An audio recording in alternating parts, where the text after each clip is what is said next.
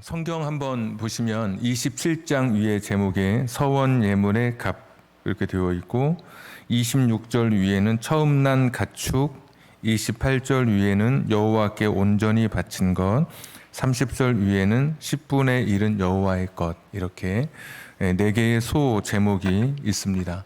오늘 힘들겠지만 27장 통해서 4개의 제목이 오늘 우리에게 주는 하나님의 말씀을 같이 생각해 보려고 합니다.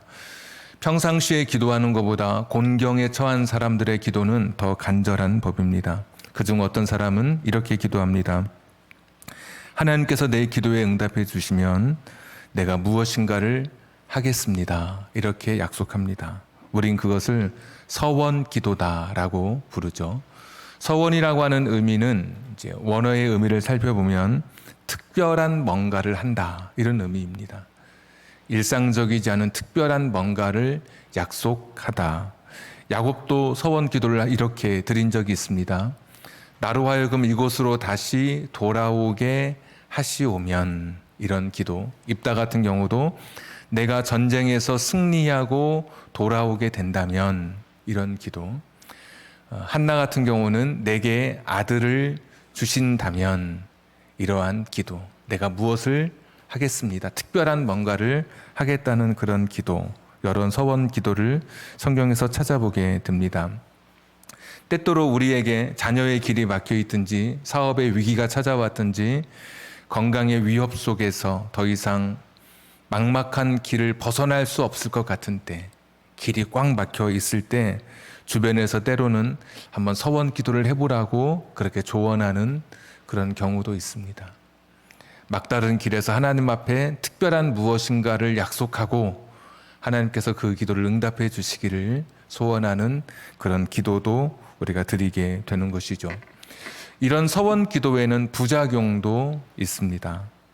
지키지도 못할 약속을 하거나 지킬 수 있음에도 그 약속을 지키지 않는 그런 경우가 있죠. 성경 곳곳에 보면 서원한 것이 해로울지라도 그 서원을 갚아라, 이런 말씀도 기록되어 있습니다. 그러니까 그만큼 사람들이 급할 때는, 성급할 때는 그냥 아무 약속이나 남발하고 지키지 못할 것도 막 이야기했지만 막상 그것이 이루어지고 나거나 아니면 그 분위기나 그 감정이 식어지게 되면 후회하면서 그 약속을 지키지 않은 그런 경우가 많기 때문에 서원한 것은 해로울지라도 지켜라라고 말씀해 주시는 것이죠. 가령 어떤 사람이 기도하다가 하나님의 은혜 앞에 너무 감격해서, 아니면 어떤 인생의 큰 문제 앞에 섰을 때 이렇게 기도할 수 있습니다. 하나님, 저를 하나님께 제 자신을 바치겠습니다. 아니면 하나님, 내 자식을 하나님께 바치겠습니다. 한나의 어머니처럼 하나님, 자식을 주시면 이 자식을 하나님의 종으로 바치겠습니다. 사무엘이 어려서 제사장 엘리를 돕는, 그러니까 집을 떠나서 성전에서 또 그곳에 머물면서 제사장의 일을 돕는 하나님의 사람으로 살아가게 된 것도 보게 되죠. 그런데 그 당시의 감정과 그 당시의 결단으로 하나님, 내 몸을 하나님께 드립니다. 하나님의 종으로 저를 사용해 주십시오라고 기도했지만, 결단했지만 그렇지 못하는 경우도 생겨나겠죠. 그 당시에는 했지만, 저희 친구 목사 중에 아이가 셋 있는데 저는 직접 듣진 못하고 이제 통해서 들었는데, 셋째 아이가 대학을 갈 때 원서를 쓰기 직전에 아이가 가진 꿈도 있고 다른 계획도 있었을 텐데 아버지 목사님이 그 아이에게 원서를 쓰기 바로 직전에 내가 너를 낳을 때, 너를 가졌을 때, 너를 출산할 때 하나님 앞에 너를 주의 종으로 드리기로 서원했다, 이렇게 이야기를 하게 된 거죠. 갑자기. 그래서 결국은 그 아이가 신학교를 가게 됐습니다. 근데 전부 다 이렇게 우리의 서원이 다 되는 건 아니겠죠. 만약에 그 아이가 저는 죽어도 못 갑니다, 그러면 서원이 이루어지지 않게 되는 거죠. 그러니까 불가항력적으로 내가 하나님 앞에 약속한 것이 그것을 이룰 수 없는 그런 상황도 분명히 살다 보면 생겨나게 될 겁니다.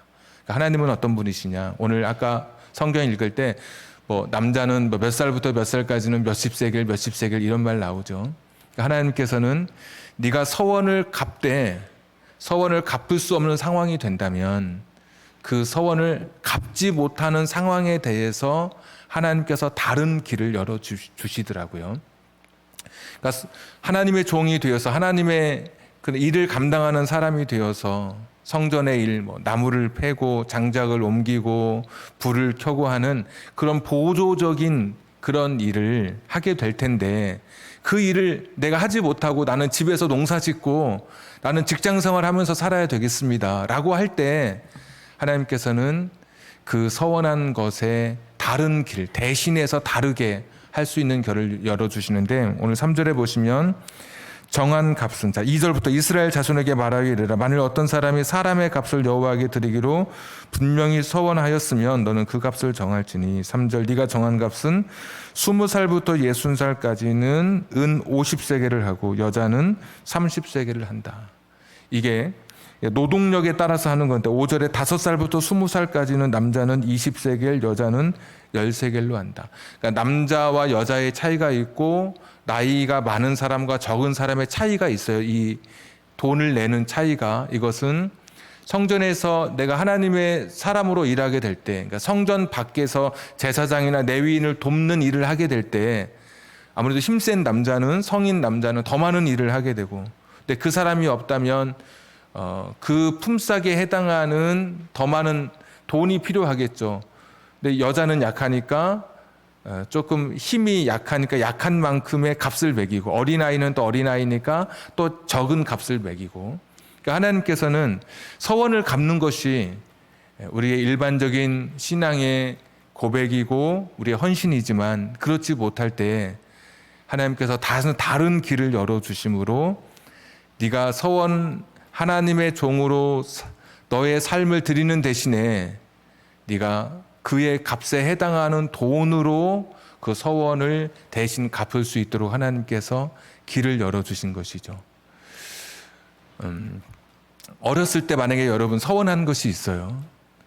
근데 내가 그 서원을 지키지 않아서 지금까지도 마음이 무겁다. 그런 분은 오늘 말씀대로라면, 첫째는 서원은 지키는 것이죠.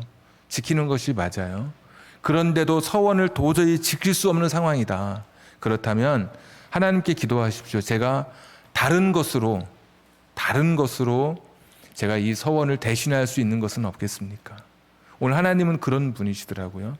너 서원 한 대로 지켜, 무조건 해. 그렇게 세상의 독재자처럼 강하게 우리를 압제하시는 분이 아니라, 분명히 하나님께 내 몸을 드리기로 결단하고 서원했지만 후에 나중에 하지 못하게 될 때는 그의 나이대의 값에 맞는 그런 물질로 네가 그 서원을 대신할 수 있다.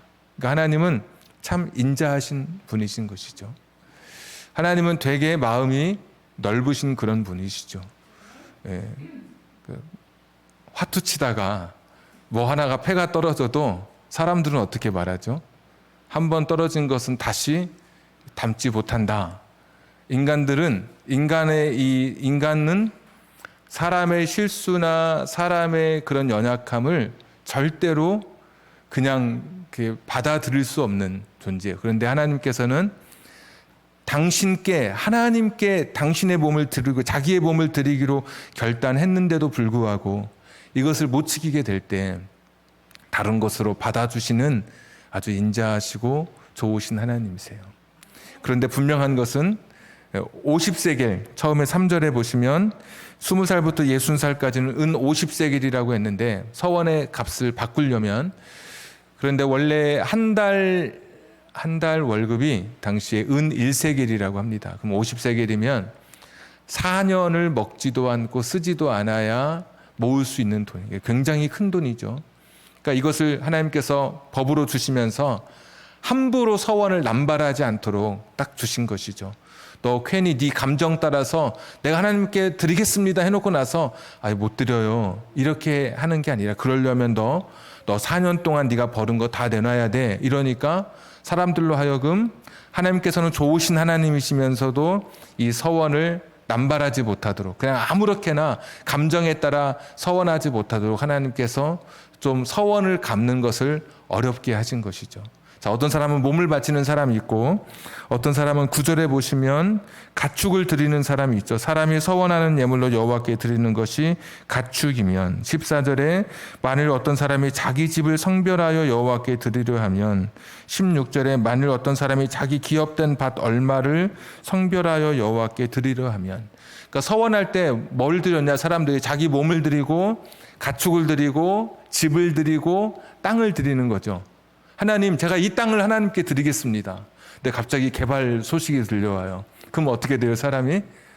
물고 싶죠. 하나님은 안 돼, 한 거니까 무조건 내야 돼, 그런 분이 아니셔요. 똑같은 맥락이에요. 아까 내가 내 몸을 하나님께 드립니다, 사람을 드렸던 경우에도 갚을 수 있는 다른 곳으로 대신하게 했던 것처럼 집이나 가축이나 땅을 하나님께 드린다고 약속했지만 못하게 될 상황이 됐을 때, 여기 읽어보니까 5분의 1, 그 값에 해당하는 5분의 1을 더해서 다른 것으로 대신하게 하셨어요.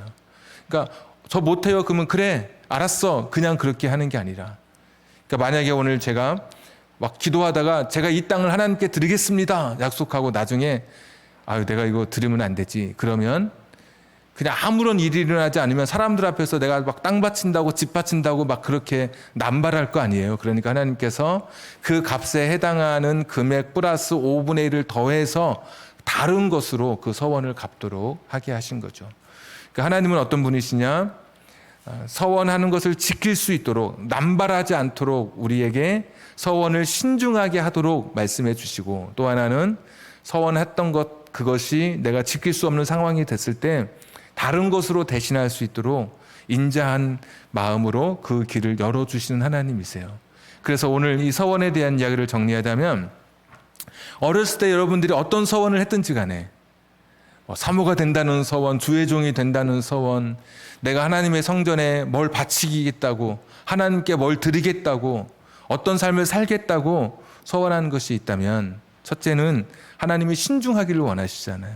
서원하는 것은 그래서 우리가 그냥 잘 몰랐던 어렸을 때의 서원이라 할지라도 내가 그것을 갚을 수 있다면, 그것을 내가 지킬 수 있다면 지키는 것이 하나님의 뜻이에요. 남발하는 거 좋아하지 않으시니까, 경솔한 거 하나님 기뻐하지 않으시고 신중하게 하라고 하시는 것이니까 내가 서원했다면 그것을 지키는 것이 첫 번째고, 만약에 두 번째, 지킬 수 없는 상황이에요. 지금 이 상황이 도저히 내가 하나님의 종으로 일하게 되면 우리 집에 밭을 일굴 사람이 없다든지, 그러면 내가 지금 이런 상황 속에서 내가 과거에 했던 서원을 지킬 수 없어서 여전히 내 마음이 무겁고 한쪽 어딘가에 그것이 응어리져 있다면, 하나님은 어떤 분이시냐?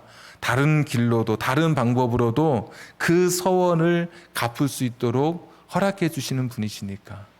여러분 어렸을 때 서원이 있는데 그 서원을 갚지 못해서 마음이 무겁다면 하나님 앞에 기도하십시오. 하나님, 혹시 제가 다른 것으로, 오늘 27장 보니까 다른 것으로도 하나님께서 그 서원을 갚도록 길을 열어주셨는데, 혹시 제가 어떤 것으로 어렸을 때의 그 과거의 그 서원을 갚으면 되겠습니까? 하나님, 제게 지혜를 주십시오.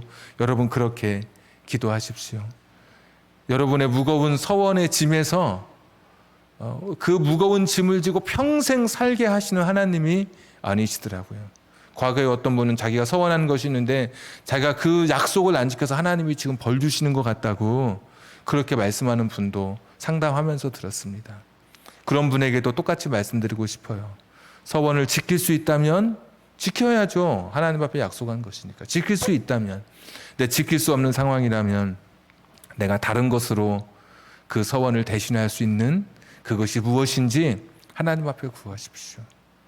하나님은 내가 물질로 서원했지만 몸으로 갚을 수 있는 것이고, 오늘 말씀처럼 내가 몸으로 서원했지만 물질로도 갚을 수 있는 것이고, 내가 이것을 서원했지만 하나님은 저것으로도 갚을 수 있도록 인자함으로, 사랑으로 우리의 성급함과 우리의 실수를 수용해 주시는 좋으신 하나님이시니까, 어떤 것이든 여러분 서원한 것, 그것 때문에 여러분의 마음이 억눌리거나 그것 때문에 여러분의 인생이 지금 이렇게 힘들다고 스스로 자책하지 마시고, 하나님은 그런 분이 아니시니까 지킬 수 있으면 지켜가는 것이고, 못 지키면 하나님 어떤 것으로 내가 그 서원의 값을 대신하면 되겠습니까? 여러분 기도하셨으면 좋겠습니다. 그래서 하나님께 서원하는 사람들은 오늘 보니까 몸도 드리고 가축도 드릴 수 있었고 집도 드릴 수 있었고 땅도 드릴 수 있었어요. 그런데 드릴 수 없는 세 가지가 나오더라고요. 다 드려도 좋아요. 뭐든지 그러니까 하나님은 까탈스럽지 않으세요.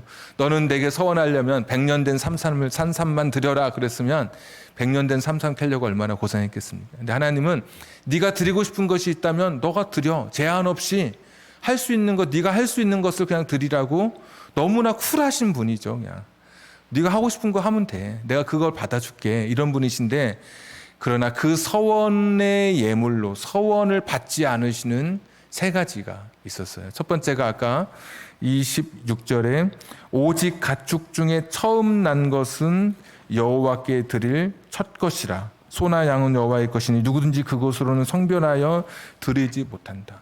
그러니까 서원의 제물로 처음 것은 드리지 못한다는 거예요. 그러니까 만약에 이제 새끼를 낳아요. 그 새끼 중에 첫 번째는 따로 모아놓죠. 이스라엘 사람들은 초태생 처음 난 가축은 따로 이렇게 모아놔요. 근데 그것을 하나 딱 가지고 내가 이것을 가축을 아까 서원 드릴 때 내가 이 가축을 서원 예물로 드리겠습니다는 못한다는 거예요. 처음 난 것은 서원의 예물로 불과하다. 자, 두 번째 불가한 거 28절 어떤 사람이 자기 소유 중에서 오직 여호와께 온전히 바친 모든 것도 불가하다. 온전히 바친 모든 것. 자, 세 번째는 30절에 11조죠. 10분의 1도 여호와의 것이다. 30절 그리고 그 땅의 10분의 1 곧 그 땅의 곡식이나 나무의 열매는 그 10분의 1은 여호와의 것이니 여호와의 성물이라. 자, 세 가지 이제 저를 보시면 됩니다. 이제 다 드릴 수 있어요. 뭐든지. 근데 세 가지 못 드리는 거. 처음 태어난 가축. 두 번째 여호와께 온전히 바쳐진 거. 세 번째 흔히 우리가 말하는 10의 1조, 소산의 11조. 이 세 가지는 하나님께 드리지 못한다. 근데 왜 드리지 못하냐 그랬더니 여호와의 것이다. 그러니까 처음부터 하나님의 것인데 당연히 하나님의 것을 내 것인 것처럼 내가 다시 드리는 것을 하나님 받아주시지 않는 거죠. 그러니까 내 것을 하나님께 드리는 것은 하나님 서원의 예물로 받아주시지만 원래부터 하나님의 것인데 그것을 내 것인 것처럼 내가 이걸 하나님께 드립니다. 이것은 하나님께서 그것은 서원 예물로 받지 못한다 말씀해 주시죠. 처음 난 가축이 도대체 무엇이길래 여호와의 것이라고 하나님의 것이라고 하나님 말씀하실까? 출애굽기 6월절 그 밤에 애굽의 모든 장자가 다 죽었습니다. 사람도 죽고 가축도 처음 난 것들은 다 죽었습니다. 근데 하나님께서 그때 하셨던 말씀이 처음 태어난 가축은 내 것이다 말씀해 주세요. 그때. 그러면서 따로 구별해서 성별해서 따로 태어난 것들만 따로 키우게 되는 것이죠. 그리고 만약에 1년이 지나면 이 땅의 소산물과 함께 그것도 하나님의 것이니까 하나님께 드리게 된다는 것이죠. 그때 만일 너희 자손이 묻거든 그렇게 되어 있어요. 그래서 출애굽기 13장 12절부터 15절에 보시면 만약에 너의 자손이 아버지 우리는 왜 이렇게 처음 태어난 것은 왜 이렇게 따로 모아두고 그렇습니까? 이게 복잡하게 두 개씩 이렇게 나눠야 되는데 도대체 왜 그렇습니까? 라고 할 때 설명해 줘라. 뭘 설명하냐? 원래 우리도 처음 태어난 것은 맞이는 다 죽을 것이었는데 죽어야 할 우리를 하나님께서 살려주셨다. 그러니까 너의 생명, 큰아들을 향해서 너의 생명은 원래 죽어야 하는데 하나님께서 너의 생명을 살려주셨다. 그것을 기념해서 처음 태어난 것은 네 생명 네 거 아니고 하나님이 주신 것이니까 이 처음 태어난 것은 그것을 기념해서 내 것이 아니라 하나님이 주신 것이다 라고 고백하는. 그래서 원래 죽어야 할 너인데 원래 죽었어야 되는데 하나님이 너를 살려주셨다. 처음 태어난 것 이것도 사실은 이게 다 너를 대신해서 하나님의 것으로 드리는 것이다. 그런 의미죠. 두 번째 여호와께 특별히 드린 거, 완전히 드린 거, 온전하게 드려진 것도 아까는 이제 드리려면이었죠. 내가 이걸 하나님 앞에 헌금하고 싶다. 이거 하겠습니다. 이런 거였고 지금은 좀 압축해서 말씀드리자면 그러니까 드린 거예요. 드린 거. 완전히 완료가 된 거. 그런 것은 다시 그것을 다시 뭐 바꾸거나 무르거나 하지 못한다. 이미 드려진 건데 실컷 헌금해 놓고 만약 예를 들면 뭘 바쳐 놓고 하나님 제가 뭐 해주시면 이거 드리겠습니다. 이런 거는 벌써 안 맞죠. 그러니까 그런 것도 불가능하고 세 번째 11조도 불가능하다. 11조 이야기하면 벌써 좀 헌금에 민감하신 분들 계시죠. 11조에 대한 논쟁도 뭐 인터넷 보니까 있더라고요. 구약의 율법이었고 신약에서는 이제 11조가 폐하여졌고 이런 뭐 표현도 있고. 근데 그런 것은 사실은 너무 이게 좀 이 토론의 주제가 좀 낮은 겁니다. 11조라고 하는 것은 오늘 레위기가 있기 전에 창세기 18장에 아브라함이 전쟁하고 승리하고 나서 전쟁에서 승리하고 나서 멜기세덱에게 제사장인데 그 당시에 특별한 제사장에게 11조를 드리는 그런 장면이 나오고 22장에 야곱이 기도하면서 28장에 하나님 앞에 나로 돌아오게 하시면 뭐뭐뭐 하면서 마지막에 내가 11조를 하나님 앞에 드리겠습니다. 약속하는 그런 장면도 나와요. 그러니까 레위기가 시작하기 전에 이미 11조의 개념이 이미 거기에 등장하고 있어요. 이거는 11조는 그러니까 10의 1을 드리는 것은 그 당시에 고대 근동에 이 성경 시대에 어떤 사람에게 10의 1조를 드렸냐? 내게 복을 준다고 생각하는 제사장에게 10의 1조를 드려요. 그리고 누구에게 10의 1조를 드렸냐? 당시의 왕들에게 왕에게는 11조를 드려요. 왕이 나를 다스려 주심으로 나를 보호해 주심으로 내가 살게 되었습니다. 왕의 권위, 왕의 자리를 인정해서 10의 1조를 드려요. 우리가 막 식사할 때도 어린이 올 때까지 기다리죠. 배고픈데도 어렸을 때 보면 아버지가 와서 수저를 들 때까지 수저 언제 드시나 계속 지켜보는 아버지의 권위를 인정하는 거죠. 여러 자리가 있지만 어떤 의자는 특별하게 누가 앉는 자리다 그러면 그 의자는 잘 안 앉잖아요. 그분의 자리를 인정해 주는 것이죠. 그러니까 성경 시대의 이때 문화가 제사장이라든지, 그러니까 뭐 성경의 제사장 말고 이방의 제사장인지 어떤 세상 나라의 어떤 왕이든지 간에 10의 1조를 드리는 것은 그분이 왕이시고 우리에게 복을 주는 존재라고 하는 것을 인정하고 고백하는 거예요. 오늘 10의 1조도 그런 의미인 거죠. 하나님이 나의 왕이신 것을 고백하는 그 고백으로 이 10의 1조가 드려지는 거예요. 나는 아무것도 아닌데 내 생명을 처음 태어난 가축을 하나님 앞에 드릴 때 내가 죽어야 될 내 인생을 살려주신 주님의 은혜를 기억하면서 그들은 하나님의 은혜 기억하면서 따로 떼어놓았어요. 네가 아니면 내가 원래 죽었어야 되는데 내가 너 때문에 살았어. 10의 1조를 드리면서 하나님 내가 이 소산을 거둘 수 있도록 내게 건강을 주시고 생명을 주시고 힘을 주시고 지혜를 주신 게 너무 감사합니다. 하나님 당신이 내게 다 주신 것이죠. 내가 있는 게 무엇입니까? 내가 가진 게 무엇입니까? 하나님이 바람을 주시고 햇볕을 주시고 때를 따라 비를 주셔서 내가 다 거두게 된 것이죠. 하나님이 내게 다 덤으로 주신 것이죠. 가지고 온 것 아무것도 없었는데 갈 때도 다 놓고 가야 할 인생인데 아무것도 없는 내게 다 주신 것이죠. 하나님께서. 하나님 감사합니다. 하나님 당신은 나의 하나님이시고 당신은 나의 왕이십니다라는 고백으로 10의 1조를 아브라함도 드렸고 야곱도 드리게 된 거예요. 그리고 오늘 레위기에서도 그 말씀을 드리는 거예요. 그러니까 율법적으로 이게 율법이니까 없어졌다. 11조를 안 해도 된다. 뭐 11조는 더 이상 유효하지 않다. 이런 것은 사실은 우리의 주제에서 헌금, 하나님 앞에 드려지는 그런 드림과 받으심의 관점에서 보면 사실은 너무 그 주제에 벗어난 이야기인 거예요.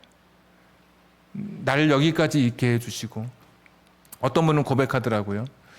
내가 지금 사는 것은 덤으로 사는 인생이라고. 내가 그때 죽었어도 의사도 그렇고 주변에 누구도 그렇고 아무도 이상하지 않을 상황이었대요. 내가 그때 그냥 그대로 죽는 것이. 그런데도 내가 살아나는 것은 하나님의 은혜다.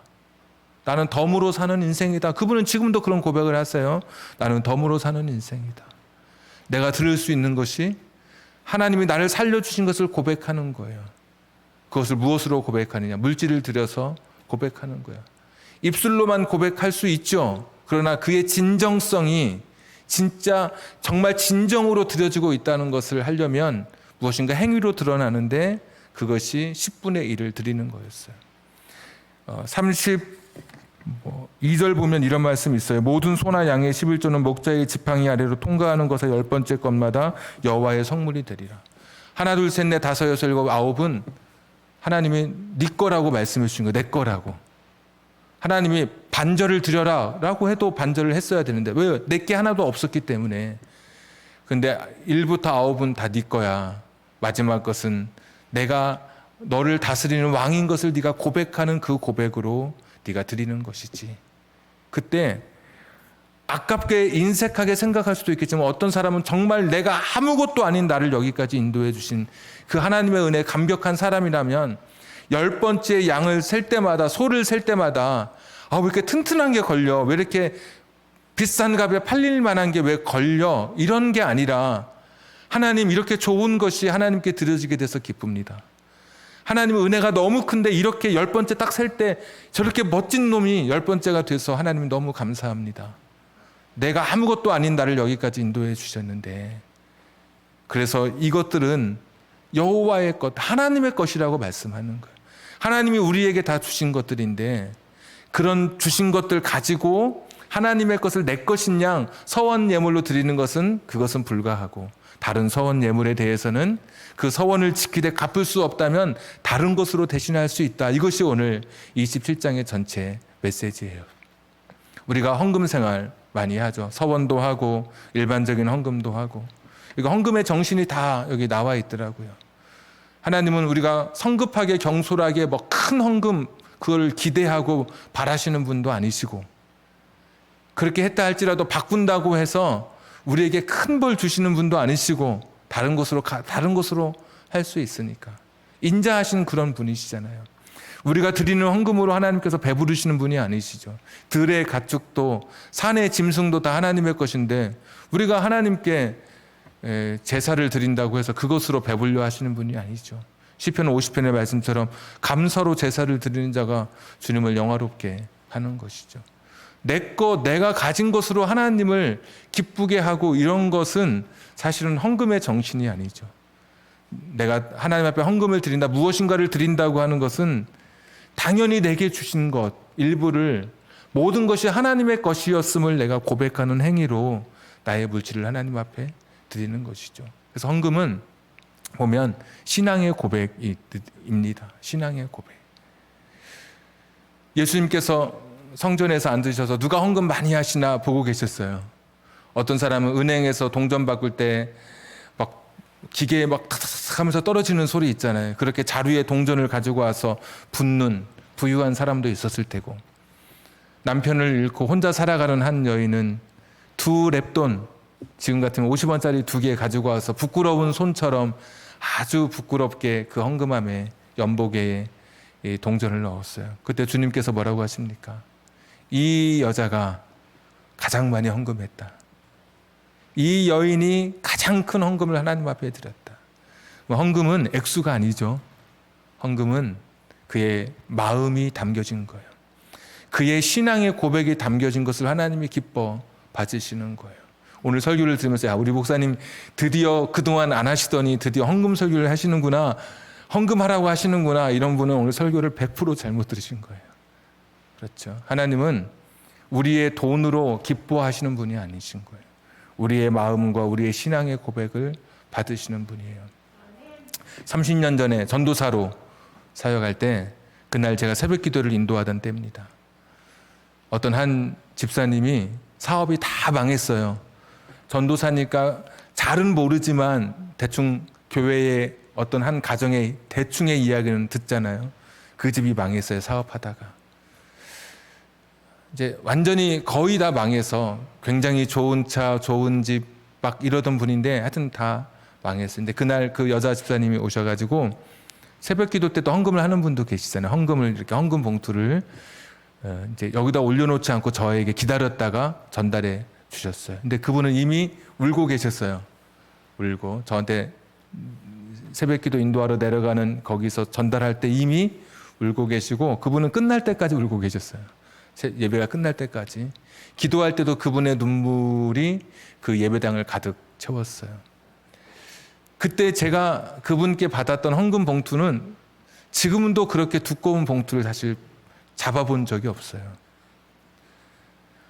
그날 제가 기도도 못하고 이게 너무 큰 돈이어서 얼마인지도 모르잖아요. 열어볼 엄두도 안 나고, 근데 그 봉투에 정말 찢어지도록 가득 채워졌어요. 그러니까 얼마인지도 모르겠지만, 근데 그것을 저한테 전달하고 이제 목사님께 전해드리라고 하는 그런 전원이었는데, 잘은 모르지만 사연이 있는 헌금이겠구나, 그런 생각만 한 거예요. 사연이 있겠구나.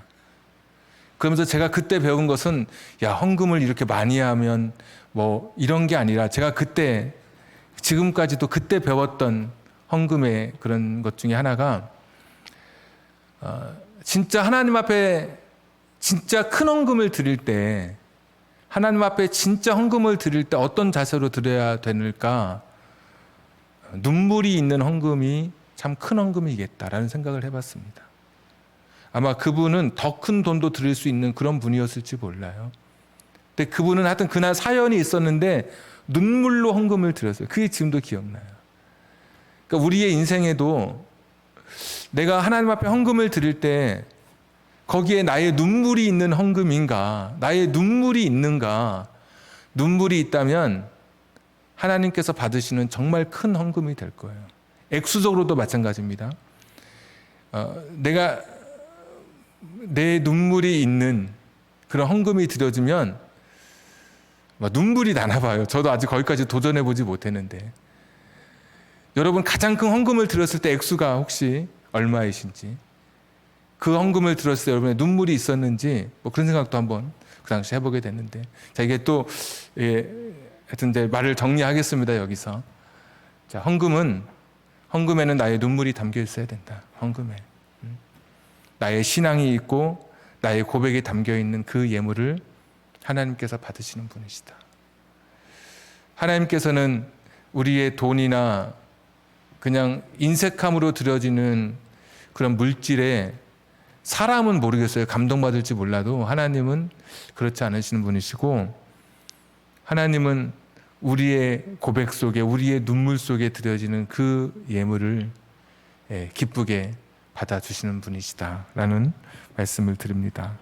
헌금이라고 하는 것은 나의 신앙 고백이다. 헌금은 나의 신앙 고백이다. 각자의 고백에 따라서 다른 것이고, 날마다 나의 주인이 하나님이신 것을 드러내는 것, 이것이 그 당시에 헌금의 고백이었습니다. 여러분, 물질로든 또는 어떤 분은 몸으로든 자기의 재능으로든 자신의 시간으로든 자신의 생명으로든 하나님께 자기를 드릴 수 있는 거예요.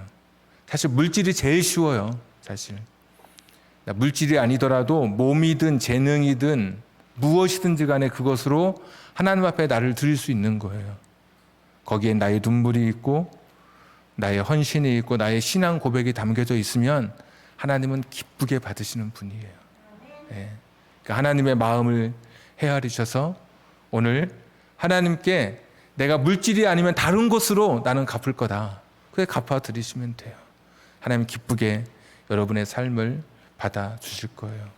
그리고 여러분이 드리는 오늘의 헌금 속에도 습관이 아니라 나의 고백이 담겨져 있고 나의 눈물이 있는 그런 헌금으로 하나님 앞에 드려지게 되기를 주님의 이름으로 또 권면드립니다. 오늘 주신 말씀 붙들고 같이 한번 오늘 기도했으면 좋겠습니다. 오늘 같이 기도할 때 말씀의 제목이 내게 있는 모든 것이었습니다. 물질이 아니라, 물질의 모든 것이 아니라 물질 또는 건강, 나의 달란트, 나의 생명, 나의 시간, 모든 것을 하나님 앞에 드리는 것을 하나님 기뻐 받으시죠. 왜냐하면 내 삶의 주인이 하나님이시기 때문에 정말 내 진심이 담겨진 예물이 되게 하시고 눈물이 있는 그런 헌금으로 하나님 앞에 드려지는 그런 우리의 삶이 되게 해달라고 우리 같이 한번 주신 말씀 기억하면서 기도하겠습니다. 전능하시고 자비로우신 아버지 하나님, 오늘도 주신 주님의 말씀을 붙들며 기도합니다. 여호와 자비로우신 아버지 하나님, 이 말씀 붙들고 기도하며 나아갑니다. 여호와 자비로우신 아버지 하나님, 주님께 드리게 하여 주시옵소서. 주님께 드리게 하여 주시옵소서. 주님께 드리게 하여 주시기를 원합니다. 하나님, 눈물이 있는 우리의 예물이 있게 해 주시옵소서. 우리의 눈물이 있는 신앙이 되게 해 주시옵소서. 나를 사랑하신 그 사랑의 깊이만큼 하나님 앞에 드리게 해 주시옵소서. 나를 사랑하신 하나님의 은혜만큼 그 은혜에 합당한 것으로 주님께 돌려드리게 해 주시옵소서. 주님 역사해 주시기를 빌고원합니다. 주님 역사해 주시기를 빌고원합니다. 내게 있는 모든 것을, 내게 있는 모든 것을 아낌없이 드리네. 사랑하고 의지하며 주만 따라 살리라. 주께 드리네. 주께 드리네. 사랑하는 그 주 앞에 모두 드리네.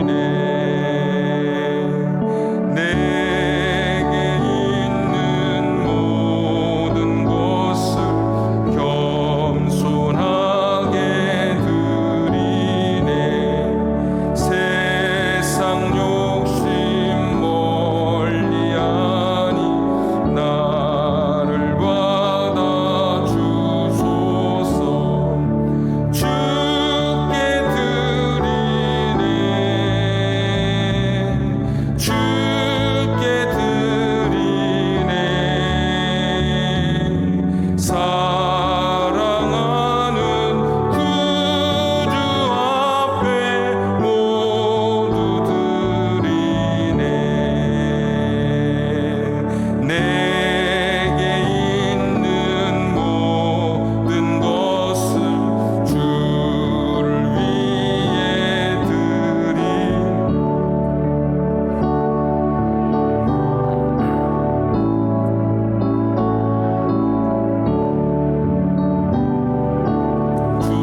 주소서. 주께 드리네. 주께 드리네. 사랑하는 그 주 앞에 모두 드리네. 전능하신 하나님, 과거에 서운한 것 때문에 오늘도 마음이 무겁고 짓눌려 있는 그런 성도님들이 있다면, 서원을 지키는 것이 하나님의 뜻이고, 그렇지만 지킬 수 없을 때에는 다른 것으로 그 서원을 갚을 수 있도록 길을 열어주시는 좋으신 하나님이신 것을 오늘 알고 그 서원의 짐으로부터 자유하게 해 주옵소서. 하나님, 서원한 것 갚을 수 있으면 갚되, 갚지 못할 상황 속에서 다른 것으로 그 서원을 대신할 수 있는 우리 성도님들 되게 해 주옵소서. 하나님의 것을 구별하여 우리가 드린다고 고백합니다. 우리의 드리는 예물의 크기나 양이 아니라 예물의 질, 예물의 정성으로 하나님 앞에 이 물질 드리게 해 주시옵소서. 눈물이 있는 예물이 되게 해 주옵소서. 나의 진정과 나의 신앙 고백이 있는 예물이 되게 해 주시옵소서. 하나님, 우리 사랑하신 그 크기만큼, 내가 하나님을 사랑하는 크기만큼 그 사랑의 고백이 담겨진 예물이 되게 해 주옵소서. 오늘도 귀한 예물 드린 성도님들, 믿음으로 신앙의 고백으로 눈물을 담아 이 예물 드렸음을 또 저희들이 믿고, 하나님 앞에 이 예물이 아름답게 쓰여지고 또 우리의 인생에 복의 씨앗이 되는 예물로 하나님 이 시간 복 내려 주시기를 원하옵고 기도합니다. 한 주간도 믿음으로 승리하며 살아가게 해 주옵소서. 또 다시 어머니 곁을 떠나 일본으로 떠나는 사랑하는 딸을 하나님 기억해 주시고, 도착한 시간까지 모든 수속 절차까지 또 일본에서의 삶까지 하나님께서 눈동자와 같이 지켜 주시옵소서. 이제는 우리 구주 예수 그리스도의 은혜와 성령님의 감동, 감화, 내주 충만하심과 우리를 사랑하시되 끝까지 사랑하시는 하나님의 그 크신 사랑하심이 오늘 하나님의 것을 하나님께 돌려드릴 때 눈물과 진정과 진심으로 하나님 앞에 드려지기를, 헌금을 드리기를 소원하는 우리 사랑하는 성도님들 위해 지금부터 영원까지 함께 하시기를 간절히 축원하옵나이다. 아멘.